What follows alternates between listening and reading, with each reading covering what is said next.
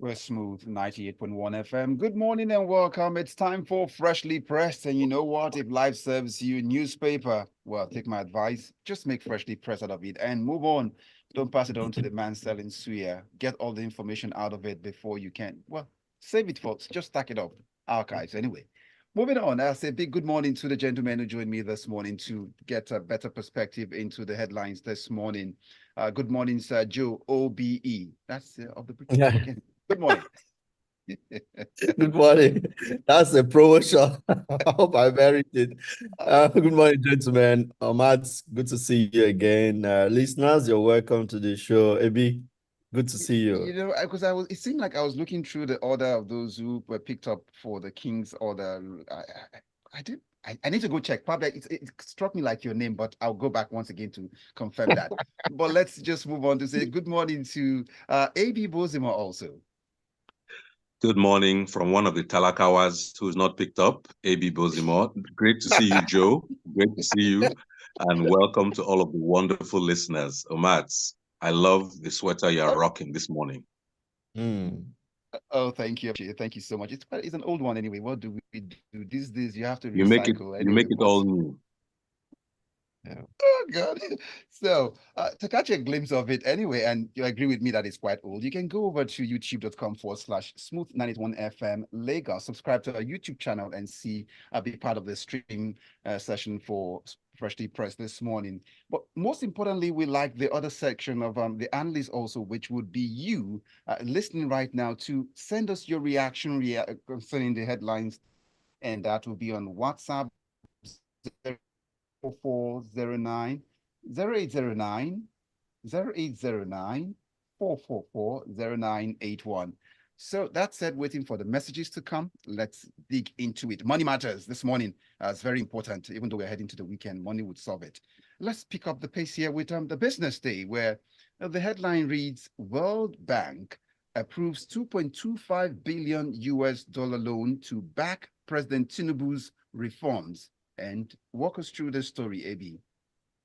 Yes, the Minister of Finance and the coordinating Minister of the Economy, Wale Edun, announced the approval by the World Bank of these two major financial support packages, which have these lovely acronyms. One is RESET, the other is ARMOR. RESET is something about, the summary is that both of them are supposed, RESET means Nigerian reforms for economic stabilization to enable transformation. And ARMOR means accelerating resource mobilization reforms. So just great great acronyms for these two programs, totaling $2.5 billion to the country. I think during that spring meeting of the IMF, Wale Edun had announced that these were coming, and they're coming at very low to almost no interest rate, like 1% interest. So you could almost call them grants, and they're supposed to help in stabilizing the economy. The question, as I'm reading the story, is how. They say they're going to do cash handouts and all that stuff. That seems to be old hat. We've been down this road before. As a matter of fact, Nigeria is chock full of good potential programs by any title or any acronym. The problem seems to have been delivery and execution on the promise of these things. I question, how will this particular program differ from before? We've tried giving out cash. It has led to scandals. We even have a sitting minister who is either in or out of office, but we don't hear, we have had no follow-up. Then you are talking about supporting the economic growth and reforms that the government is going through. I've always held that there are two things. They are talking about addressing the challenges brought about by removing the subsidy and the challenge brought about in the economy by attempting to unify the exchange rate, both of which are meritable policies. However, on day maybe 380 of President Bola Tinubu's administration, it stuns me that up till now, those who allegedly were involved in some of these scandals to do with subsidy and the scandals to do with forex round tripping and all that, have not been identified, have not been accused of any crimes, and are not undergoing any legal consequence. So how do you want me as an ordinary person to feel that any progress has made? It may be true, it's an allegation, but if you cannot even demonstrate it by prosecuting anybody, then it just sounds like, in my ears, empty noise. This is money coming to us as a country. It means we're indebted towards it as a country. How is it going to directly help? If you told me that this $2.5 billion was coming to help one thing, strengthen the electricity sector to enable us manufacture, I'd even welcome it, because somehow I could see the direct, but there's all these cash transfers that we do that some people have said that they've got it. Some people have said they know people have got it. I'm looking for a cash transfer. Nobody's asking me for my details. So I worry about the execution phase of this kind of program. And I ask, how will it differ from what we've heard over and over again? Now, this also still digging into the story, and from the statement released by the finance minister, the coordinating minister, in essence, I saw something I could pick out there where the World Bank Vice President for Western and Central Africa in Nigeria had said, this fiscal reforms seems very essential. And so it seemed like we don't see the result, but these lending agencies seem to see the need for it, and they're giving these loans out. They're giving the loans out to a country that, in the next story that we deal with, a country's economy that they are already saying will not meet some of its goals. So I really wonder, I think banks typically do risk management, even if it's the World Bank. How are they able to come up with a decision to give this lending? Listen, I'm all for whatever it takes to support Nigeria's economy. I am part of it. I need a functional economy in order to operate properly. So let's not get it twisted. But what are the policies? What are the steps that they take to approve these loans? Or is it just creating a sense of us owing them as multilateral agencies? At the end of the day, if we're talking about mitigating the impact of cost of living crisis, good heading and title, how will this $2.5 billion go towards making Gary cheaper? That's the direct way a Nigerian will feel the impact. Or will it still sponsor a few more SUVs and more allowances and more international travel to COP28 with 1,400 people? These are the questions. It's not a lack of policy that's Nigeria's problem. Neither is it necessarily a lack of money. It is a lack of prioritizing what matters to the ordinary person. The only people who may, going by the history, enjoy the outcome of this finance is the highly subsidized political class, who constitute an utter and absolute waste of Nigeria's resources. I said it, I didn't stutter. Nigeria's political class is the #1 subsidy that should be removed. They are paid too much for doing too little for the largest population on Africa.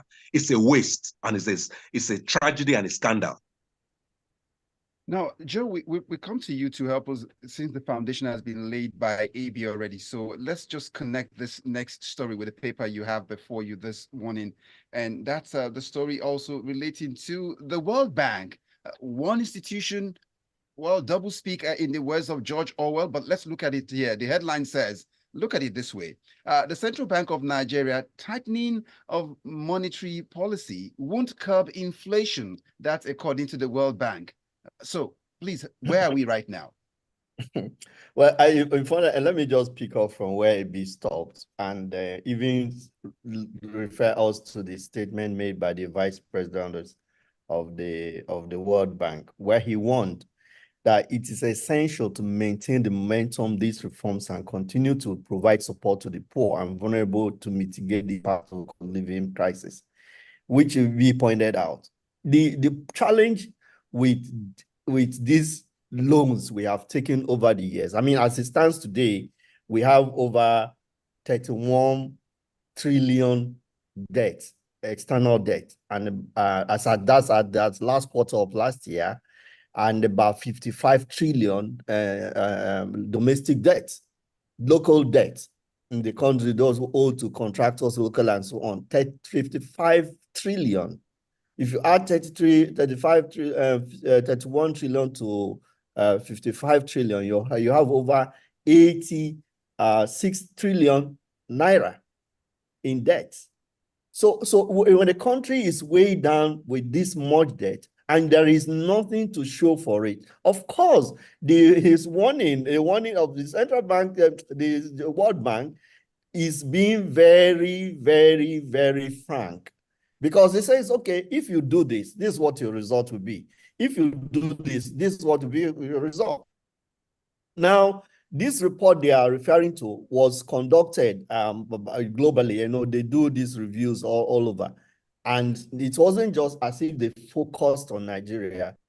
They took certain developing countries and analyzed the economy and came up with that report. Now, they are telling us that the monetary policies of the central bank, it's not going to be effective in managing, because one of the measures they take ends up increasing the cost of what? The cost of financing. Yeah, because if you increase interest rates, for example, it has a direct correlation with how much people are able to pay for the funds they are using to do business.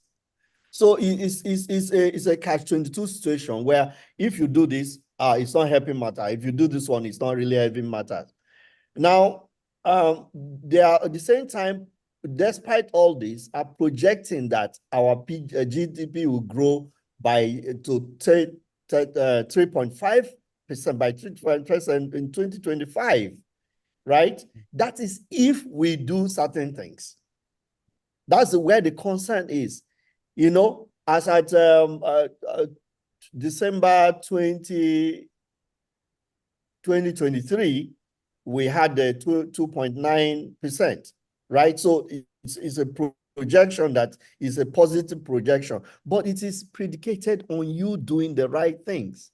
Your reforms that we have initiated, how faithfully are we going to execute them to be able to achieve the results that we are anticipated here? Now, curiously, even in this report, just may butt in now, if I just allow me add this to your submission. Now, the interest rates you talked about, it seemed like it's not a Nigerian thing to jack up interest rate, because looking at all the central banks across the world lately, that's the trend. Yeah, that's what I was going to get to, that they warned also that this whole enthusiasm or excitement about possible growth could be dampened by global high interest rates, and which will increase the financial cost anyway. So it's not El Dorado. It's not. I don't see that this is a very positive prediction in itself, because it's couched in a very cautious language, if I may put it so, that if you don't do these things right, you're likely to have very negative results. So it is like we always say, the devil is in the details. I mean, that's how are we implementing these things? And as B said, it's not just throwing money around, people stealing the money. At the end of the day, nothing happens, because these are soft areas that the government is targeting, disbursing funds to people, transfers and all that, which does not really translate to that kind of reform we are thinking about, where you're strengthening manufacturing, you're more productive and so on. So how are we paying back the money? Where is the money coming from to pay for this loan and to service the old debts as well? So there are challenges that stare us in the face. In summary, AB, sum up these two papers for us in about a minute, the headlines. I spoke on priorities, and they have given these very fair warnings. Warnings give us an opportunity. When you have a warning, when you are fortunate to get a warning, it can make you gird your loins and say, okay, based on this risk, I'm going to take a different course of action. I fail to see the most important thing being done, which is to drastically reduce the remuneration of public servants. And when you talk about lack of priorities, is it from some of these loans that we are going to furnish the recently completed 21 billion vice presidential house?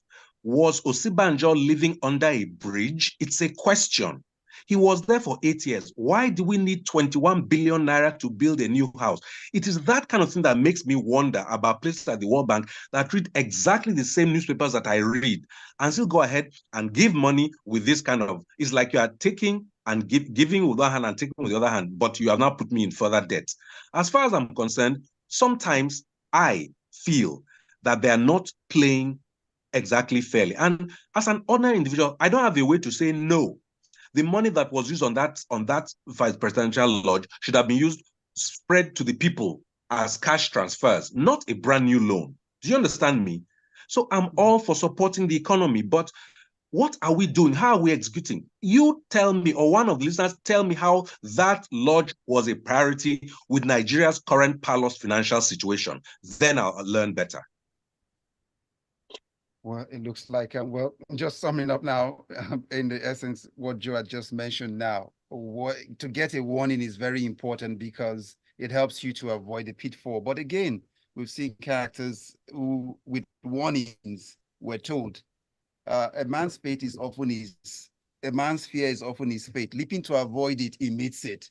You might find that in the work of Olarotimi when it was running to avoid getting married to the mother, but in running away, ended up fulfilling the prophecies of the gods. But let's leave the oracles of the IMF now and move on at the World Bank and pick up the pace with this next paper coming in from the Daily Trust. And AB, please help us get this a better understanding here. Federal government, we spent over 24 billion naira on 912 research grants. Are the results out now and affecting the common man on the street?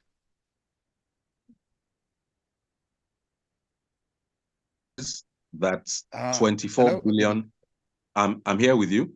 Government announces that 24 billion naira was spent to award 912 research grants to researchers in the public tertiary institutions. I want to say right up front, that is a very important line item. Research and development in most developed economies is what leads to innovation, new products, new processes, and streams of income. In fact, if you look at the United States, so many people in academia are able to come up with processes, they get patents, and they get an income for life. So it's great to hear the FG is actually spending some money on research grants. The question now should be to see how we can calibrate some of that research to the problems that we face as a nation. Ideally, the research programs that are initiated and supervised by in and around academia should directly target some of our national problems. That way they can actually have greater application. So they said they're doing it through the TED Fund and that they will continue to grant more. And they have even said that before, for science-based programs, they were giving 2 million, but now they're about to raise that to 5 million based on realities of today. And for humanities and social science, they are going to raise it to 4 million. Again, it's just very, very important that you fund R&D. That's a core reason for the existence of academia. And going forward to sponsor more is a good thing, but I say one of the most important things is the outcome. Some research is theoretical. Some of it does not end up in products. We're not saying everything must be a product, but there should be a percentage that we should be able to measure that out of 100% of research grants, 15% do yield products, because 15% could be all you need. Sometimes you need just one process to transform everything. We're a country with abundant sunlight, fertile soil, in our agricultural sector, in our electrical sector. How do we do some research to improve our lot? And the good thing is that whoever does research can patent some of the processes and have an income for life. So it's a win-win for the country and the individual. I just think that's a very top-notch item to get. 24 billion only, compared to how many billions given for people's wardrobe allowances. That's the only thing that irks me, because it should be that you give 24 billion to every single member of the National Assembly for all of their clothes, and invert the numbers to our educational institutions for what you give them for clothes, newspapers, books, hardship allowance, and so on. Yeah, Joe, let's hear what you have to say. Let me just keep in something that that it is sad that to say that in as much as most of our tertiary institutions are underfunded, the truth is that even the little money that goes in there is embezzled. It's embezzled. This so-called research funds and so on, people find ways to pilfer the money.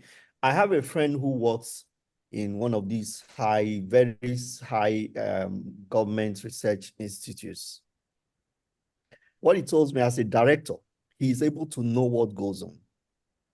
Members of the National Assembly go there, and then when they say they are doing oversight function, they come. They put on papers, the overhead boss and some group of people will come up with projects that don't exist. Money is taken and it's never accounted for. Meanwhile, the researcher, this man himself is a researcher, is independently carrying out projects of his own. The ones that should be done by the institute is not funded. He is out of his own money funding what he can commercialize, struggling. So then I have a finance person in a university that was telling me of a center funded by a multinational. The multinational funded tied funds to specific projects. Some individuals in that center connived and took away the money, believing that, as usual, they thought it's just a pool, you can get the money. But unfortunately, they didn't understand that these multinationals are very meticulous in whatever they do. So at the end of the day, the funds for several other milestones have been taken away. And of course, the whole project is stalled. This is in the university. So all over, this thing goes on. When you talk about corruption in Nigeria, it's so deep. So only peripherally will you find anything. That's why our universities don't provide any solutions to any problem. And they can't even solve their own problems. They can't solve their power problems, water problem, whatever. They can't solve their problems. That's the challenge. All right, now over to the Vanguard newspaper where you were leading us in there, Joe. This is saying draft bill proposing 8 region structure for Nigeria to be sent to Tinubu. How? 6 to 8? First of all, I see if the president himself is not personally interested in creating regions, I see this bill being dead on arrival. To start with, you call a bill like this the Constitution of the Federal Republic of Nigeria New Governance Model for Nigeria. Means what? Just the title alone of the bill, it raises a whole question. Is this the constitution? Are we writing a new constitution? Or you're talking about composition of the country? Or what are we talking about? Is constitution here, is it meaning composition? Or what composes Nigeria and so on? So it's and then of course this bill that this gentleman had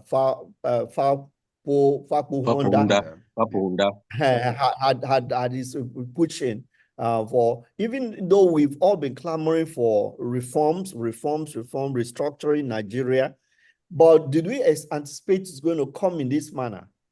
And what happens most people is that you get legislative lobbyists to get you connected with members of the National Assembly who should sponsor this citizen bill as a citizen bill. Why are you presenting the bill to the president? It is supposed to go to the National Assembly. Well, of course, right now, the House of Reps has denied any involvement in this bill, even before it comes to it, that it's not before them and so on. It'll be interesting to see how this plays out. Now, the other area that of concern to me is the way the proposed regions, the structures of regions, and I see a whole lot of issues arising from there. When you combine people from Cross River with people from Adamawa and so on and so, you cut across to Middle Belt, to Benue and so on, and all that. So the thought process for this, I'm already seeing confusion. But then, of course, that's the essence of a bill. It's open for debate, people. And then the other part that I need to know, which is not mentioned here, what level of consultation was done with these ethnic nationalities, which was supposed to be the fulcrum of the whole idea, is that you're going to promote ethnic nationalities. If you have not had consultations with them, I see that there are a lot of them going to a whole lot of issues surrounding how we got us involved, why you're latching us to these people and all that and all that. In some instances, you're very categorical about how some people are grouped. In some instances, you say they are free to choose where they are going to go. So it's something we should watch this space a lot and see what comes out of it. All right. I get from the echoes submission of the echoes of what there is, so echoes from your submission, is still the last creation of the states we have across states like Delta, states like we still have issues around there of how did this Boundaries happen and all that. Yeah, some and people are in boundaries this and all area, that. this boundary. So Yeah. it's quite interesting as we see it again. But Ebi, we've got Let's two papers yeah. you have to help us walk through this morning. Let's go over. It seems some persons, we need to be sure they've got a PPE before they go about this from the last experience. Electricity workers cut power supply in Kano, Katsina, Jigawa. They did this, they said, as a last-ditch effort because they have tried to get the authorities to address them regarding poor staff welfare. And some people have said that it is sabotage. I have often felt it's a terrible thing that whether power is cut or not, most citizens in Nigeria wouldn't know the difference because everybody has come to rely literally on alternative power sources, whether generators, solar, or anything. But they have said that they were not paid outstanding, there were no performance appraisals, no salary increments, promotion arrears. And so they said they have exhausted all avenues for the resolution and have taken drastic measures. I don't know what the law says about such essential services. We know that labor as a whole did something along those lines in the recent 15-minute strike that they did, then when they signed a piece of paper with no particular commitment. And now if they're offered 600,000 naira and 50 kobo, they should accept it because it is in line with the letter of that their signature. But I think they are now, maybe they have got the attention of the authorities, and it's possible they might now have an answer. I don't know. I don't know what will happen. All right, let's rest it there, like they say in the streets, in the Niger Delta, come out leg for high tension. But let's move on to pick up this next story here, where from the Daily Trust, and that's still on your table now. Refinery, oil sector mafias fighting us, and that's Aliko Dangote speaking about his challenges so far. When a person like Dangote is talking of challenges, I don't know what you want Talakawas like us to do. He said that, look, he anticipated some pushback from his trying to do this refinery, but he is stunned at the sheer amount of people. But he made a point. He said, look, when there are some people who have been counting literally free money for giving no service, and he is coming in with what appears to be a solution to the actual problem of petroleum refining, those people will be very alarmed. And he is right. But I still say, today may be the 380th or so day of the current administration. Those people who allegedly were sabotaging fuel supply, how are they being treated? Are they still living on easy street? Why are they not in court right now answering someone? So he's just saying, look, he's always been a fighter, and this is a challenge he can overcome. But he never thought that he would have non-supply of crude, non-purchase of products from him, and so on. However, I am sure this is what contributed to him saying, okay, they might have to move from June to July. He has given a time frame. Unlike when we hear from government officials, we shall get the results of the economic reform soon. No time frame, nothing specific, therefore nothing you can hold on to. He believes he will overcome it, and these signs may be looking promising. But like Joseph said, we have to watch his space. He has built the refinery. He has started importing crude. I understand some operations have already started. And hopefully in every production process, of which refining is one of them, you have inputs, you have process, there will be outputs. Now, how will that output be priced remains to be seen. Yeah, my take is on. So just a moment, Joe, just sum this up for us. looking at what he was saying, he talked about how he got $5 billion as loan for the 19 US dollars refinery project, and he was able to discover that they've been able to pay 2.4 billion US dollar out of the 5 billion taken as loan. Is there something about the Aliko Dangote Business School that maybe handlers of our economies need to go and sit down and humble themselves about and learn from him? Well, he is a businessman. He did his pluses, minuses before entering it and had some projections. Even as it is, he might be experiencing some challenges because maybe the time frame is not right. But let's say he's good to go, so they might help him restructure and accept his terms of payment. The important thing is that he is living up to his commitments. Nigeria, in 25 years of democracy, has not yet lived up to his commitment to us as people, in my humble opinion. Summary, Joe. Yeah, so the point is that just on the question you asked, every person in government doesn't think productivity. Aliko Dangote is involved in productivity. Now, this is Aliko Dangote are confronting what we've already done, the monster that is holding the oil industry in Nigeria into a vice grip. These mafia, local, international, government knows about what they are doing. So what is the government doing to break the back of this cartel, this monopoly that is created by the mafia? That's a critical question here. What are they doing? We can't even produce oil enough to supply to Dangote, to sell, enough to give to people like Dangote to refine. Because our production is locked down in the ground by the mafia.